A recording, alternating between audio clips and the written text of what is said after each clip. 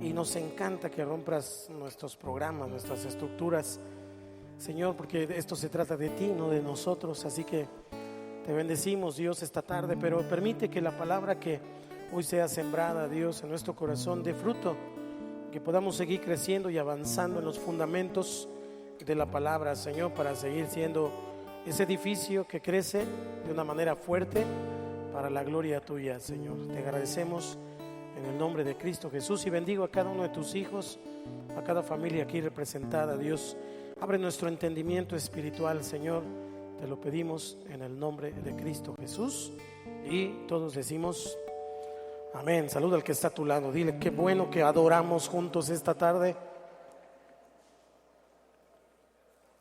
Quiero saludar a mis amigos y hermanos que nos escuchan a través de MTM Radio.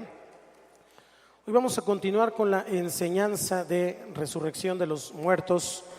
La semana pasada no tuvimos la segunda parte porque Dios nos llevó a estar adorando durante todo el tiempo del culto, y como si fuera casualidad, dije como si fuera, exactamente terminando eso terminó la lluvia, así que era de Dios el poder adorarlo. Amén, hermanos. La semana anterior a esa hablamos acerca de resurrección de los muertos y explicamos, hablamos acerca de algunas resurrecciones tanto del Antiguo Testamento como del Nuevo Testamento. Pero hoy, y hablamos, al final les dije que hay tres aspectos de la doctrina de la resurrección de los muertos que tenemos que entender y comprender para poder considerar una enseñanza completa al respecto de resurrección. La resurrección de Cristo es un ícono central de Cristo. En Corintios 15, todo el capítulo, hay mucha información que no hay resurrección de muertos, ¿no? Vana, vuestra fe es vana, aún están. Y otras corrientes, precisamente, es mitologizar. Permítame usar ese término, quitar la mitología. Dios nos va a dar, amén, entra un cuerpo glorificado. El apóstol presenta en este documento que hoy usted y yo conocemos como una carta dentro de la misma Biblia. Era un documento que él envía a la iglesia en Corinto para presentar un hecho bien atestiguado que había sido profetizado, pero que tuvo testigos, que es un asunto probablemente incontestable para la razón humana, pero que además había sido evidente, el de la resurrección de nuestro Señor Jesucristo. Lo que el apóstol Pablo está diciendo, resurrección de muertos, entonces Cristo tampoco resucitó, porque será otra corriente. Decían, bueno, sí, Cristo resucitó, pero nosotros no creo. Esa corriente hasta el día de hoy sigue. No sé si le ha tocado escuchar que algunos dicen, bueno, el infierno y el cielo está aquí en la tierra, depende cómo a uno le vaya. Y esa es una expresión un tanto cuanto convenenciera para poder hacer de su vida, y disculpe la expresión, un papalote. Y entonces dice, pues si me va bien aquí, si no hay resurrección, la predicación apostólica del evangelio está fundamentada precisamente en el hecho histórico, porque no estamos hablando solamente de un cuento, de una historia, de una reflexión, no estamos hablando de una fábula de Esopo o de alguno de los filósofos griegos. Estamos hablando de un hecho histórico documentado, no solo por la Biblia, porque si usted y yo comenzamos a mirar documentos de aquellos tiempos de diferentes escritores judíos, incluso vamos a encontrar que fue un hecho documentado en la África del Evangelio, y de que iba dijo a la gente con la que estaba, a la gente que lo seguía, a resucitar. ¿A quién se lo? Unos a juicio y otros a vida eterna. Ese es el punto. El punto central en la predicación del evangelio es que las personas sean salvas, y la garantía es que Cristo murió y resucitó. Es nuestra garantía. ¿Cuántos dicen amén? Entonces, no es casualidad el asunto de que haya detractores todo el tiempo y por todas las épocas de la resurrección del Señor Jesucristo. Usted puede encontrar mucha información en la internet y muchos de ellos son detractores, incluso canales tan sofisticados como History Channel y algunos de ellos con evidencias y con ciencia y un montón de cosas que dicen tener acerca de que finalmente es un mito, y hay un montón de cosas acerca de la resurrección del Señor Jesucristo. Pero la causa o la causalidad eficiente de lo que esta tarde estamos hablando con respecto de que usted y yo podamos ser justificados tiene que ver con lo que creemos. La salvación es por fe y la justificación es a causa de la fe. Primero somos salvos por fe y entonces Dios nos justifica, y tiene que ver, todo eso tiene que ver con la resurrección de Cristo. Romanos capítulo 4 versículo 25 dice de esta manera el apóstol Pablo a los romanos. Chicos, les estoy sacando de balance porque no es lo que les había dado, estoy añadiendo cosas. El cual fue entregado por nuestras transgresiones y resucitado para nuestra justificación. ¿Me ayuda a leerlo otra vez? 1, 2, 3.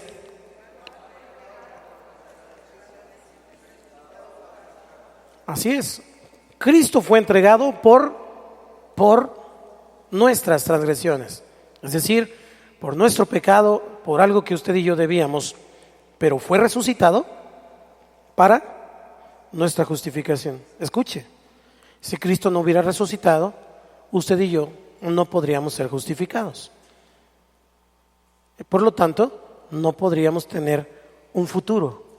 Tendríamos a lo mejor un perdón de pecados, pero no se trata únicamente de ser perdonados de nuestros pecados. Se trata a dónde vamos a ir a dar cuando usted y yo ya no estemos aquí. ¿Me estoy explicando? O sea, no es solamente hoy. Lo más importante es a dónde voy a ir. Lo más importante es mañana. Entonces entendamos este pasaje, el cual fue entregado por nuestras transgresiones. Gloria al Señor. Cristo murió por nuestras transgresiones, pero su resurrección es para justificarnos. Si Cristo no hubiera resucitado, vana, hueca, sería nuestra fe. De nada serviría. ¿Para qué creemos? ¿Para qué nos portamos bien? ¿Para qué nos esforzamos? Porque entonces la muerte de Cristo sería una derrota a manos del pecado. La muerte de Cristo hubiera sido la victoria de Satanás, no un triunfo sobre la muerte que en el pecado tiene su aguijón. ¿Me estoy explicando? Pero Cristo nos ha dado la victoria. Entonces, ir comprendiendo, ir desmenuzando poco a poco. Ya vimos en el estudio anterior que en el Antiguo Testamento hubo algunas resurrecciones corporales de algunas personas, y en el Nuevo Testamento hubo algunas otras hechas por Cristo y otras hechas por Pedro y otras hechas por el apóstol Pablo, pero que finalmente volvieron a morir. Cuando vemos este pasaje, estamos viendo que este pasaje está estableciendo un hecho histórico. Primero, yo quiero que usted y yo subrayemos eso, si está anotando en donde anota, y si no, pues aquí en su mente. Es un hecho histórico la resurrección de Cristo. No es una fábula, no es un cuento, es algo que cambió el rumbo, el sentido del planeta entero, pero no solo del planeta, sino de todo el cosmos, del cielo y de la tierra. ¿Quiere una evidencia? Vea a su calendario, y en su calendario dice antes de Cristo, después de Cristo. Está marcado como un hecho histórico. Si Cristo no hubiera existido, como algunos pretenden, y sería muy conveniente que no hubiera existido, porque les conviene que no hubiera existido, pues entonces los seres humanos no hubieran tomado la decisión de que su vida, su regir de la vida, tuviera que ver con una fecha de nacimiento de una persona.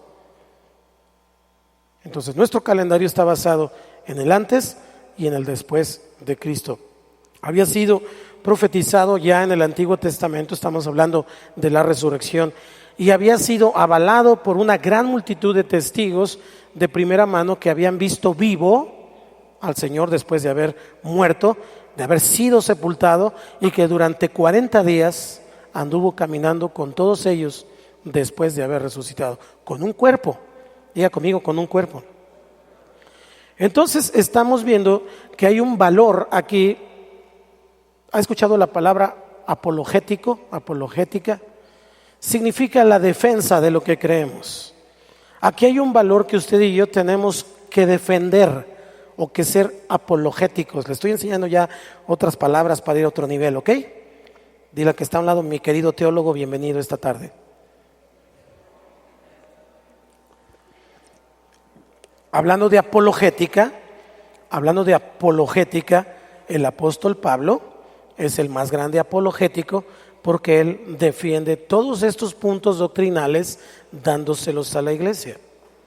Usted y yo entonces, al defender la resurrección de Cristo, estamos fundamentando, sosteniendo lo que hemos creído.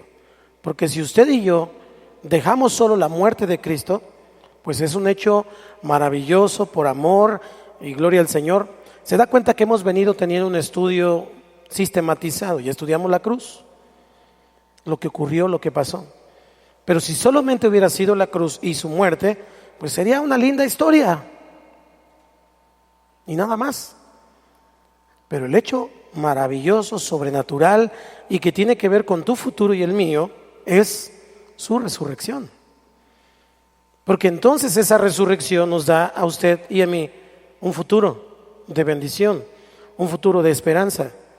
Nuestra fe entonces tiene un fundamento, tiene un fondo, tiene un relleno para que no sea vana, sino que ese relleno es el contenido del testimonio verídico de la predicación apostólica, del testimonio verídico de los que estuvieron presentes, del testimonio verídico de los que siguieron después de los apóstoles y que escucharon y vieron todos esos hechos que tienen que ver con la resurrección del Señor Jesucristo. De otra manera, nuestra predicación no tendría sustancia, sería como un pastel en donde solo es merengue, no tendría pan, sería como un hueso que no tiene tuétano, sería como un cuerpo que es solamente una masa de músculos sin una estructura ósea, vana. Pero gloria al Señor que usted y yo estamos encontrando el asunto primordial de nuestra fe. Cristo vive.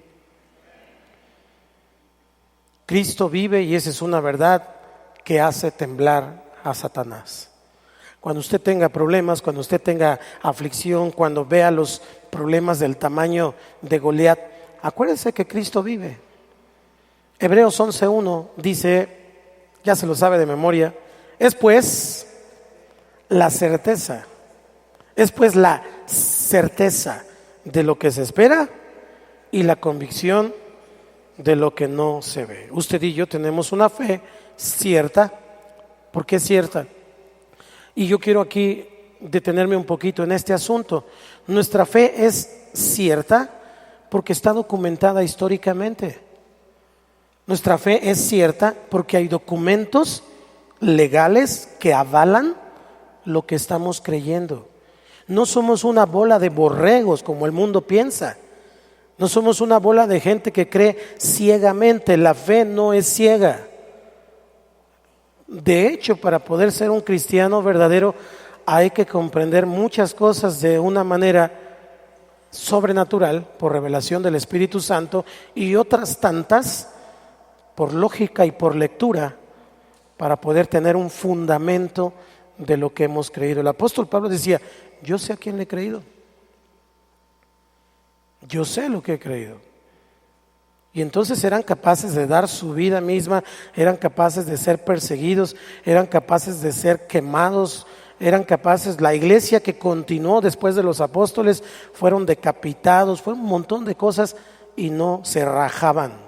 Dile al que está a tu lado, no como otros que conozco.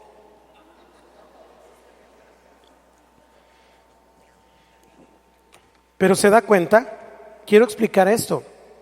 Conforme la iglesia se fue separando del hecho histórico, su fe fue menguando, porque las voces que trasladaron este hecho histórico dejaron de sonar. Y entonces la iglesia se desvirtúa, se desvía, se va por otro camino y en lugar de ser perseguida se convierte en perseguidora. Y ya usted y yo conocemos la historia de la humanidad y vemos el oscurantismo y todo este tiempo en donde la luz literalmente se apagó y solo quedó por allí algunos remanentes que Dios siempre tiene. Amén. Pero en cuanto la iglesia se va alejando de las verdades centrales, se desvía. Por eso usted y yo estamos volviendo a los fundamentos. Por eso usted y yo estamos recordando constantemente en qué hemos creído. Porque la fe es la certeza. Es la certeza de lo que se espera. ¿Yo qué estoy esperando? Yo estoy esperando que Cristo venga. Yo estoy esperando que si antes de que Él venga yo me muero, estoy esperando que voy a resucitar. Y no solo mi alma, y no solo como a veces pintan las caricaturas, ¿verdad? Ahí como con un angelito con alitas y una aureola, volando hacia el cielo. Eso es solamente filosofía griega. Ponga atención a lo que ve en la tele. La Biblia dice que usted y yo vamos a resucitar con un cuerpo. Aleluya. ¿A cuánto les dan ganas de cuidar su cuerpo? ¿No será este? Será parecido y glorificado. Pero eso no es lo que vamos a estudiar hoy. Estamos hablando de la resurrección de Cristo. Pero le quiero dar ánimo para que no llegue a comerse 2 pozoles a su casa, sino cómase uno nada más.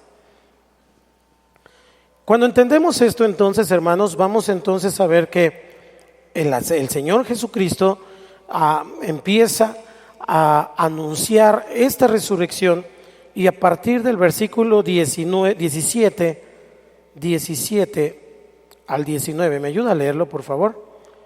Versículo 17 al 19, dice: y si Cristo no resucitó, vuestra fe es vana, aún estáis en vuestros pecados. Versículo 18, perecieron, juntos el 19, si en esta vida solamente esperamos en Cristo, somos los más dignos de conmiseración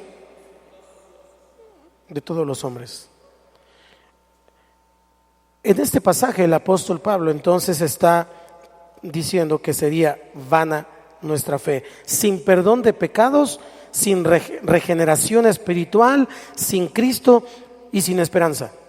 Entonces dice, si no hay regeneración, que tiene que ver con un cuerpo nuevo, si no hay perdón de pecados, si no hay un corazón y una mente renovadas, y entonces Cristo no resucitó, entonces también los que durmieron en Cristo, o sea, Pablo está hablando de una, en forma de hipotéticamente, una hipótesis, porque sabemos que no es cierto, está haciendo reflexionar a la iglesia de Corinto. Dice, también los que murieron en Cristo, pues también se murieron, también perecieron, no tienen esperanza, no tienen fe, entonces se han perdido para siempre. Ahora piensen lo que dice San Juan 3:16, porque de tal manera amó Dios al mundo que ha dado a su Hijo unigénito para que todo aquel que en Él cree no se pierda, mas tenga vida eterna. Lo que está diciendo el apóstol Pablo, si no hay resurrección, entonces todos los que se murieron se perdieron y todos los que se mueran se van a perder. Pero Juan 3:16, que es el corazón de la Biblia, dice que Él dio a su Hijo para que todo aquel que en Él cree no se pierda, sino que tenga vida eterna. Siempre tenemos que ir comparando la palabra del Señor con toda la palabra para poder hacer un equilibrio acerca de la doctrina. Entonces, cuando usa la palabra kené, que es la palabra vacía, es decir, sin fruto, no fiable, necia, inútil, algo sin valor, entonces el versículo 17 en la parte B dice, entonces todavía están en sus pecados. Y si estamos en nuestros pecados, entonces no hay futuro. Cuando vemos el versículo 19, ayúdeme a leerlo usted, por favor. 1, 2, 3.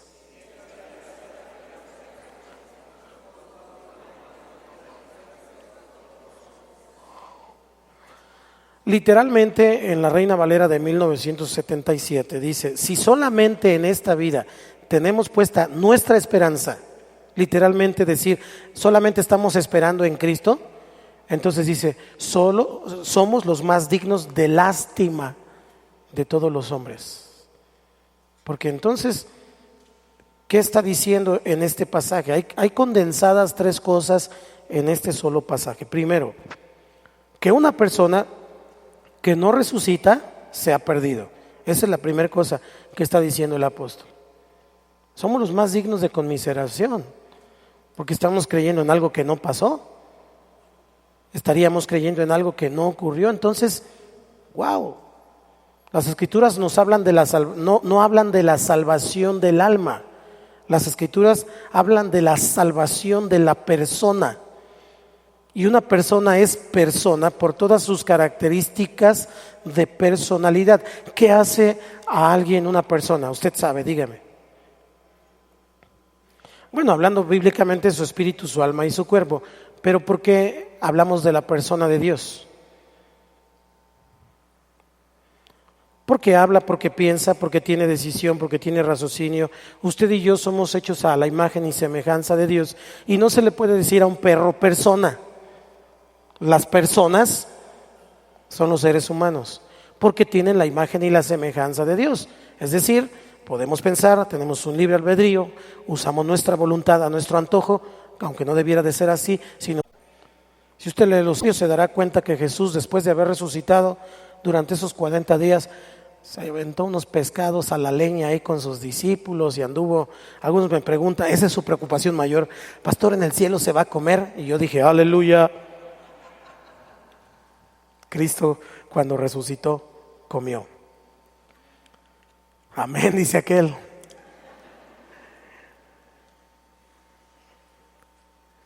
Vamos a disfrutar de todo lo que Dios nos ha dado. Amén. Piénselo entonces, vaya cambiando esa perspectiva. Eso es lo primero que dice ahí el apóstol Pablo en el versículo 19 que estamos desmenuzando un poquito.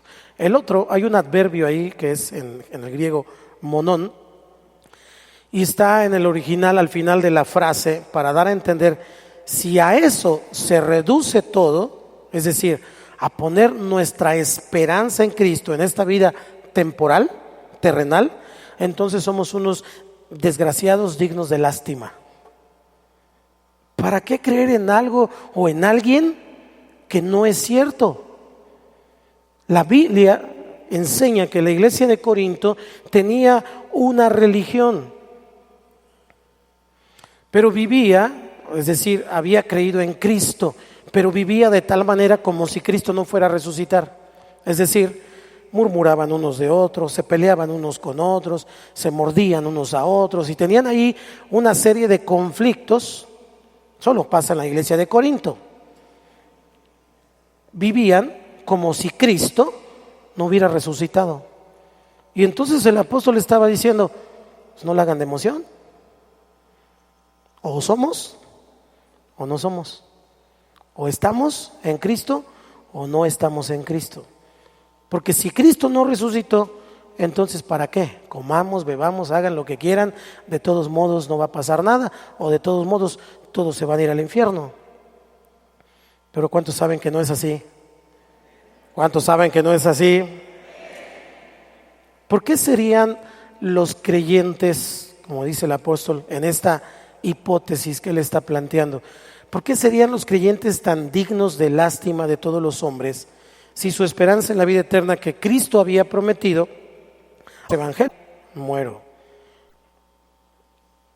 Ayúdeme. Si como hombre batallé en Éfeso contra fieras, ¿qué me aprovecha? Si los muertos no resucitan, comamos y bebamos, porque mañana moriremos.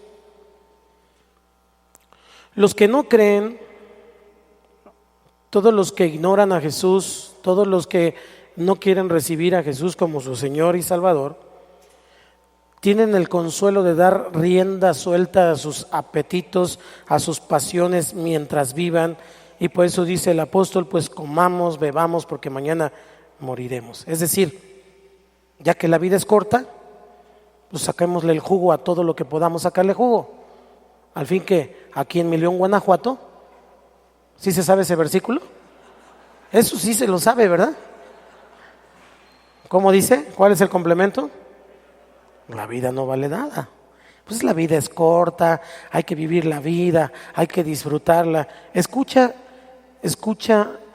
esos mismos argumentos el día de hoy, por todas partes.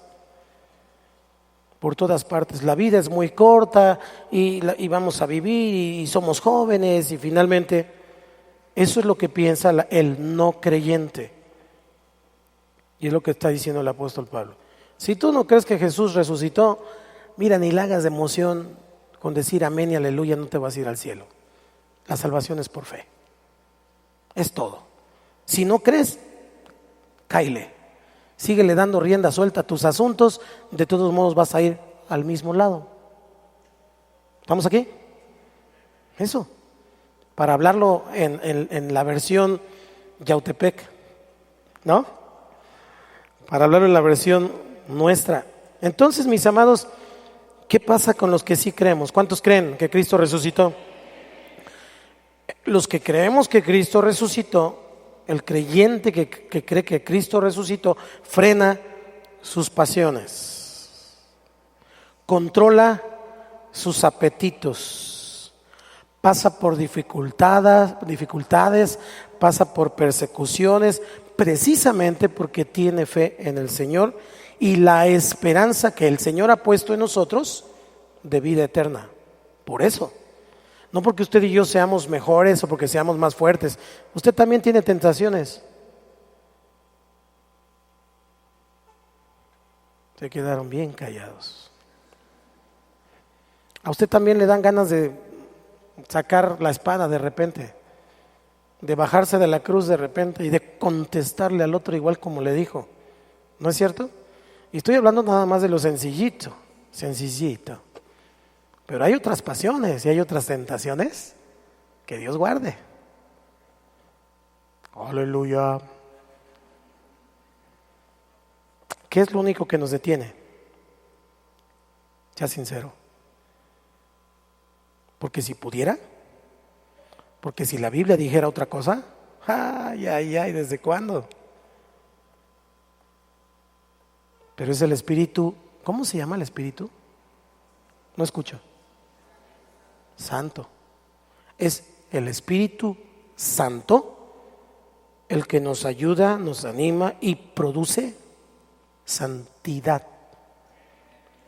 Porque sin santidad nadie verá al Señor.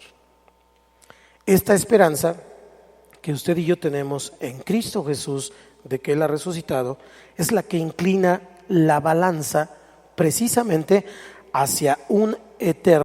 Van, se echan una vuelta, 2, 3 clavados en la alberca olímpica. Bueno, esas serían olimpiadas, ¿verdad? Y entonces ya luego se regresa y dice, Señor, perdóname. Pasa otros meses y luego vuelve a regresarse otra vez al mundial y luego regresa. Y así se la pasa pensando que eso es tener una relación con el Señor. También calladitos, hermano. Esta esperanza que usted y yo tenemos, Cristo vive. Esta esperanza que usted y yo tenemos es la que inclina la balanza.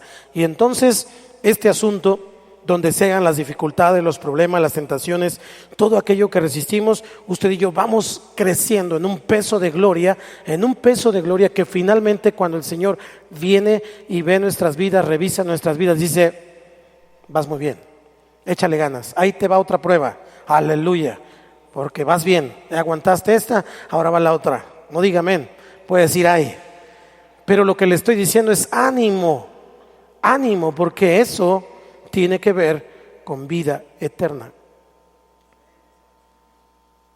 Tiene que ver con vida eterna. No es que usted se vaya a ganar la vida eterna con eso, no. Usted está demostrando que es salva al resistir todo esto. Porque la fe sin obras es muerta. Aunque diga que creyó, si hace lo contrario, no ha creído. Porque la fe no es algo racional. La fe tiene que ver con un entendimiento espiritual en tu espíritu, en tu alma y en tu cuerpo. O sea, no puedo ser santo en mi mente, nada más, pues. ¿Qué va a resucitar? ¿Solo mi alma? ¿Solo mi espíritu o también mi cuerpo? Todo. Le voy a dar 3 o 4 citas bíblicas. Se las adelanto para que las vayan buscando. Romanos 8:18, 2 de Corintios 4:17, Primera de Pedro 1:6 al 7 y luego 4:13. Romanos 8:18. Pues tengo por cierto, es el mismo apóstol Pablo, Romanos 8:18, pues tengo por cierto que las aflicciones del tiempo presente no son comparables con la gloria venidera que en nosotros ha de manifestarse. ¿Se da cuenta la visión del apóstol?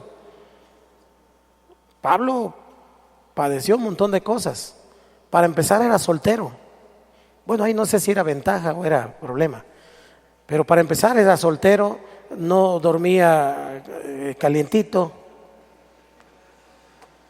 Digo, luego hace frío. Aleluya, ¿cuántos casados dicen amén? Pero lo persiguieron, le dieron de latigazos, los perros lo corretearon, una víbora lo mordió, lo metieron a la cárcel, un montón de cosas. Pero pues tengo por cierto que las aflicciones del tiempo presente no son comparables con la gloria venidera que en nosotros ha de manifestarse. Cuando él dice nosotros, está hablando, esta palabra nosotros en el original griego tiene que ver con cuerpos, no tiene que ver con almas, sino que en nosotros, está aquí el cuerpo de Cristo, ha de manifestarse.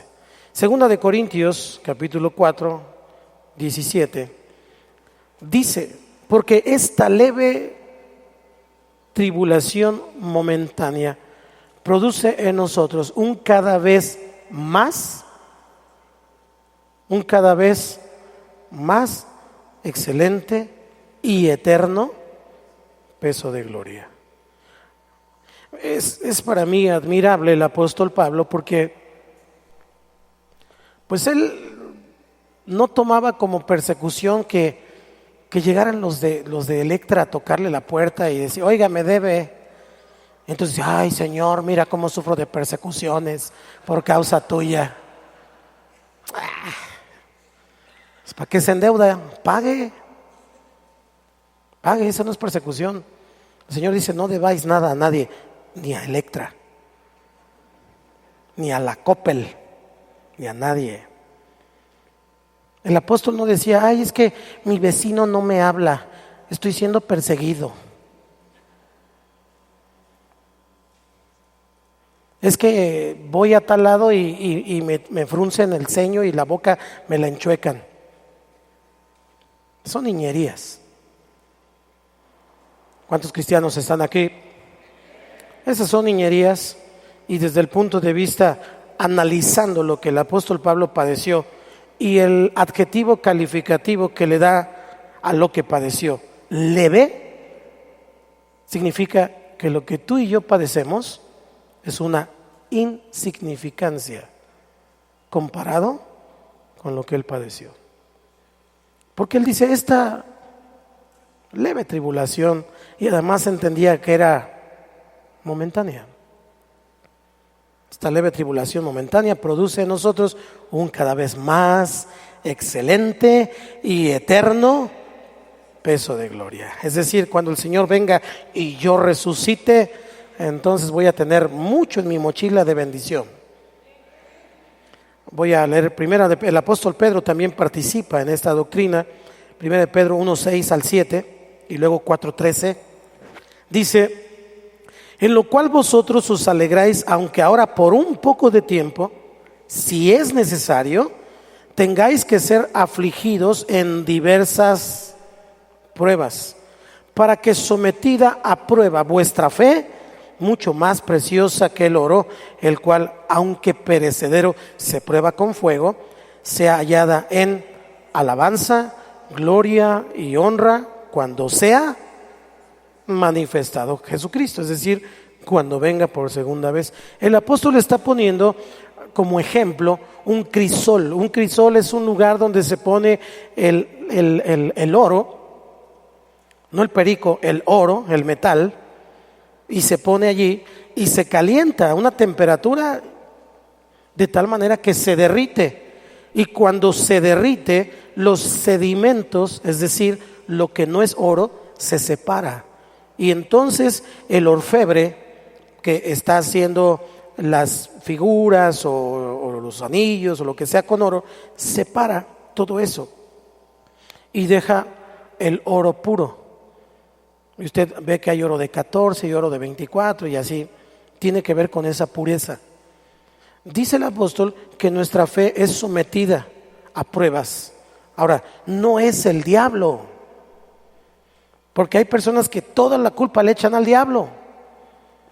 Mira, ahí viene el representante de Satanás y viene con su moto, hijo, dile que no estoy.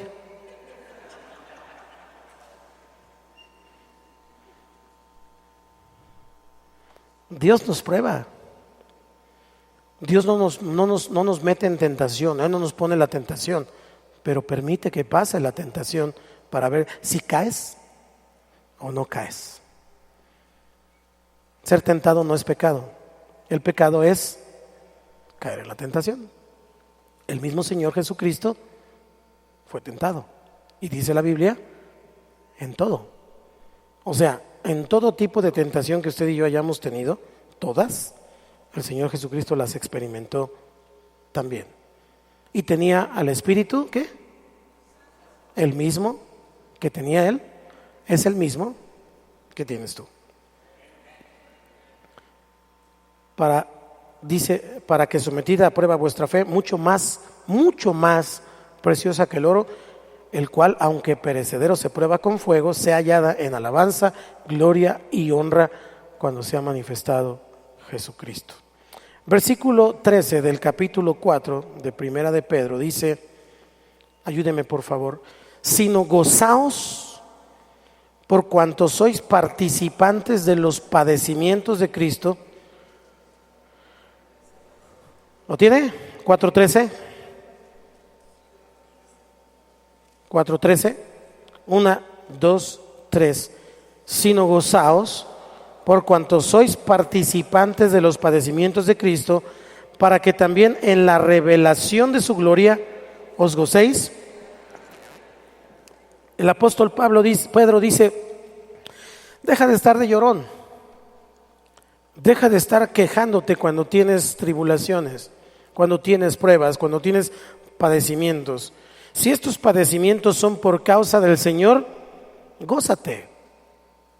Gózate porque estás provocando para ti un eterno peso de gloria, como decía el apóstol Pablo, pero además, así como te gozas ahora, te vas a gozar cuando Él venga, porque entonces verás que aquellos que no permanecieron, que aquellos que no estuvieron en el sentido que Dios les dijo de fe, finalmente algunos van a resucitar para juicio y otros van a resucitar para vida eterna. Te vas a alegrar tanto de haberte aguantado, te vas a alegrar tanto de haber padecido, te vas a alegrar tanto de haber obedecido a ese varón, te vas a alegrar tanto de haberte hecho un hombre responsable con tu familia, te vas a alegrar tanto de haber obedecido la palabra cuando veas que el Señor viene y ya no hay de otra. Y algunos van a decir, Señor, perdóname en ese momento, pero ya no será tiempo. ¿Hola? Te vas a alegrar, va a ser gran gozo, te vas a gozar con gran alegría, dice Pedro. ¿A cuánto les da gozo? Si no le da gozo y lo pone a pensar, me alegra, porque la doctrina es precisamente para eso, porque no estamos aquí predicando una hipergracia que hoy está de moda. Hoy muchos predicadores están predicando una hipergracia. ¿Qué es la hipergracia?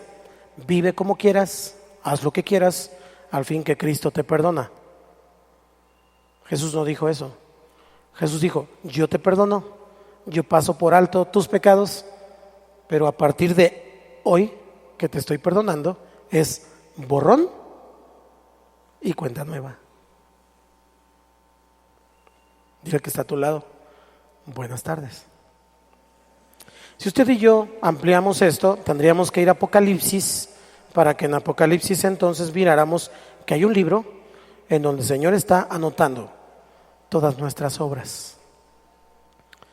Ahí entonces Dios está anotando nuestras palabras, nuestros pensamientos, nuestras tentaciones, las que resistimos, las que no resistimos, los pleitos que tuvimos, las ofensas que dijimos, las ofensas que aguantamos. Y entonces todo esto está como en una balanza.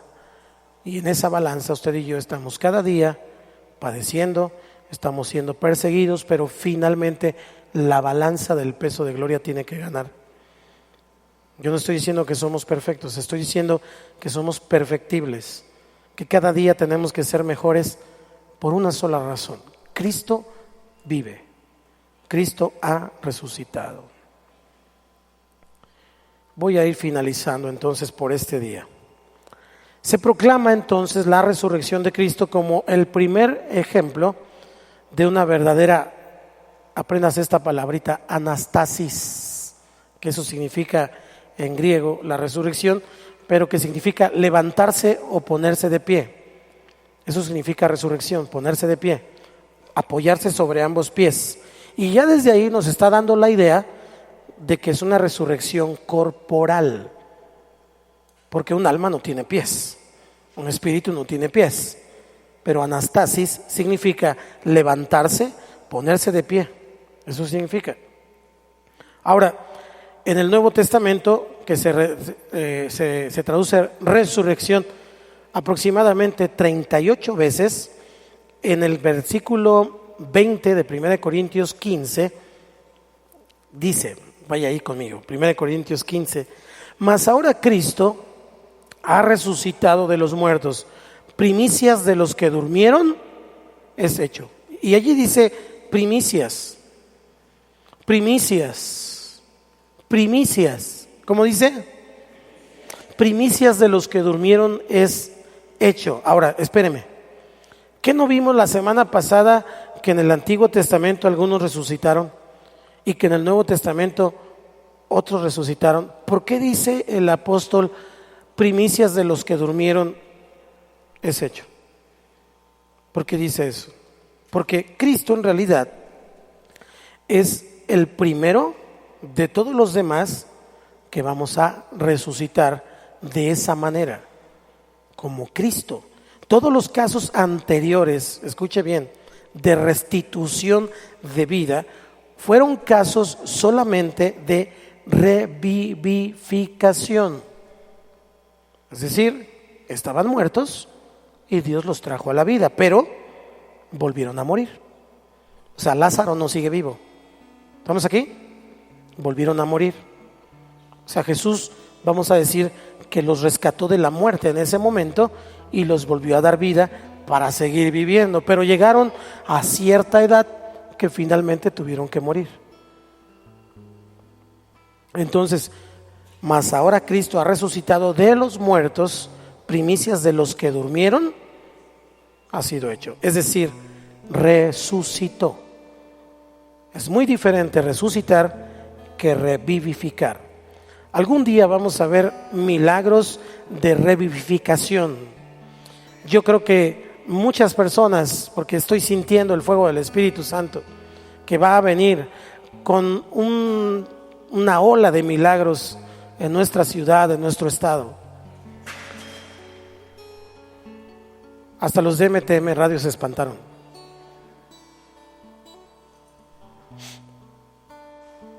Y algunos que estén en los ataúdes van a resucitar, pero de esta manera, y en algún momento van a volver a morir. Entonces, a lo que estoy enfocando, la resurrección es esta: Cristo es el primero de muchos, de todos los demás que estamos atrás de Él. Entonces, en ese sentido, la resurrección de Cristo es el prototipo. ¿Se entiende? Prototipo. Prototipo es como cuando van a sacar un auto nuevo y el prototipo es el primer auto y dicen, a ver, este es el que va a salir a la venta, y entonces enseñan, lo muestran para que todos los demás digan, oh, va a estar padrísimo. ¿Ya viste el nuevo Jetta del 2018? Y entonces la gente empieza a ver el prototipo, o el iPhone 8, o lo que sea. Es una comparación burda, pero para entender el concepto. Cristo entonces es el prototipo y la garantía de que usted y yo vamos a resucitar. Le voy a dar 2 o 3 citas para concluir. Juan 14, 19. Jesús dijo, Juan 14, 19. Jesús dijo, todavía un poco y el mundo no me verá más, pero vosotros me veréis, porque yo vivo, vosotros también viviréis. Son palabras muy profundas. En una primera instancia, los que lo estaban escuchando no entendían ni papa de lo que les estaba diciendo. A lo mejor aquí algunos necesitamos revelación para entenderlo. Pero lo que Jesús está diciendo, todavía un poco y el mundo no me verá. Es decir, ¿usted ve aquí al Señor? ¿Lo ve? No. Pero vosotros me veréis. ¿Cuántos sí ven al Señor? Porque yo vivo, también vosotros viviréis. Luego, 1 Corintios, no sé si ya lo leímos. Vaya conmigo entonces a 1 Corintios 15, del 49 al 54. Para concluir con esta primera enseñanza. Y así como hemos traído la imagen del terrenal, traeremos también la imagen del celestial. Pero esto digo, hermanos, que la carne y la sangre no pueden heredar el reino de Dios, ni la corrupción hereda la incorrupción. He aquí os digo un misterio. Ojo con el misterio. Versículo 51. No todos dormiremos, pero todos seremos transformados. En un momento, en un abrir y cerrar de ojos, a la final trompeta, porque se tocará la trompeta y los muertos serán resucitados como incorruptibles y nosotros seremos transformados, porque es necesario que esto corruptible se vista de incorrupción y esto mortal se vista de inmortalidad. Y cuando esto corruptible se haya vestido de incorrupción y esto mortal se haya vestido de inmortalidad, entonces se cumplirá la palabra que está escrita: sorbida es la muerte en victoria. De tal manera entonces que los hombres todavía tienen que morir, pero la victoria reside en que Cristo vendrá, porque resucitó y vendrá para que los muertos en Cristo resuciten primero y los que hayamos quedado de una manera de transformación seamos levantados con Él y nos encontremos con Él en el aire. Filipenses 3:20 al 21. Y por último, 1 de Juan 3:1 al 3. Mas nuestra ciudadanía, Filipenses 3:20 al 21, mas nuestra ciudadanía está en los cielos, de donde también esperamos al Salvador, el Señor Jesucristo, el cual transformará el cuerpo de la humillación nuestra para que sea semejante al cuerpo de la gloria suya, por el poder con el cual puede también sujetar a sí mismo todas las cosas. Es decir, será un cuerpo como el de Él. Y por último, primera carta de Juan, capítulo 3, versículo 1, ahora sí, es por último. ¿Lo tiene? Voy a esperarlos para que lo leamos juntos. Primera carta de Juan 3, del 1 al 3, a manera de conclusión.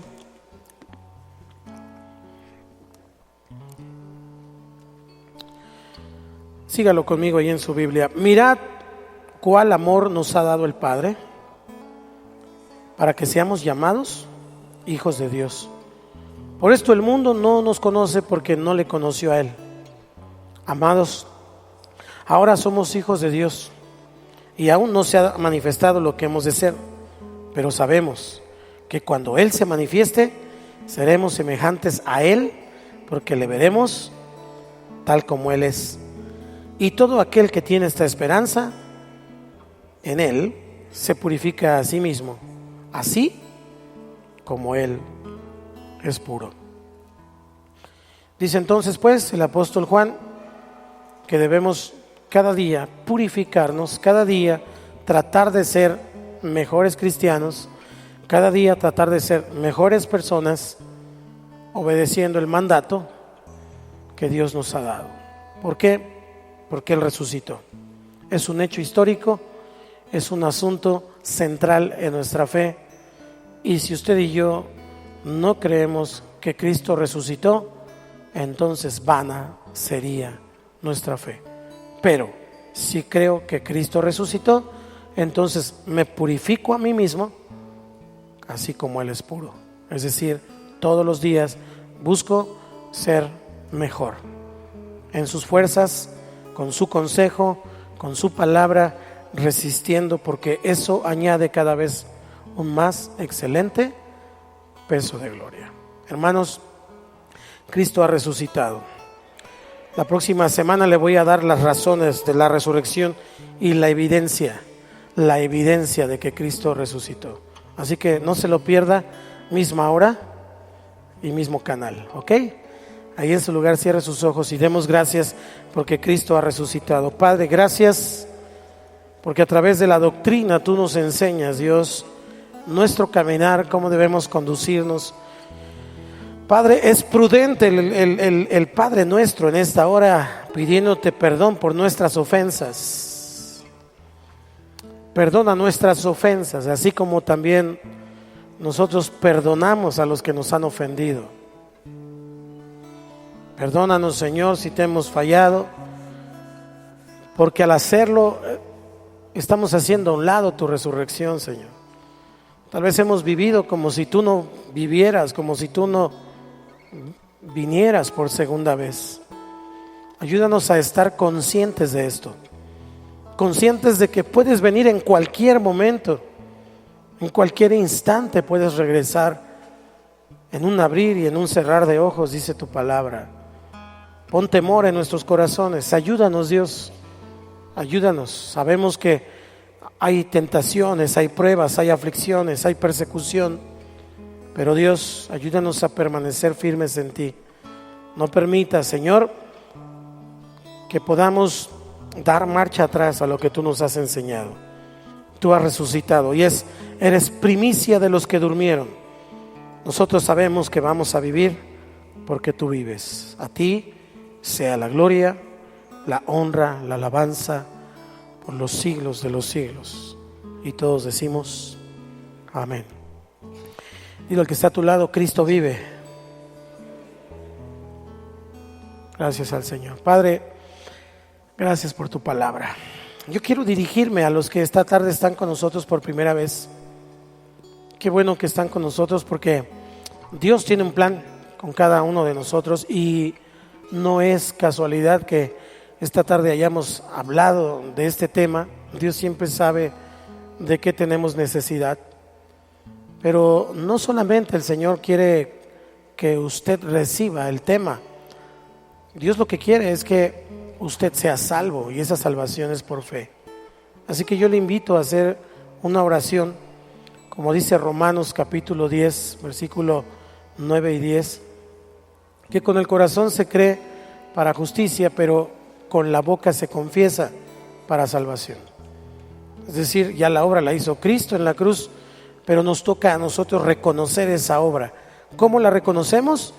Precisamente declarándolo con nuestros labios. Si usted quiere entregar su vida a Cristo, yo le invito a que haga esta oración junto conmigo, con la iglesia, para que entonces usted entregue su vida a Cristo. Solamente tiene que abrir su corazón y sus labios, declarando lo que vamos a declarar. Ahí en su lugar, iglesia, por favor, cierre sus ojos, diga conmigo: Señor Jesús, esta noche te doy gracias por tu palabra y reconozco que soy pecador, pero me arrepiento de mis pecados. Dios, yo te abro mi corazón y te recibo como mi Señor y Salvador. Entra en mi vida, Señor Jesús, y hazme una nueva criatura. Te lo pido y reconozco que te necesito. Así que te lo pido en el nombre precioso de Jesús. Gracias. Y todos decimos amén.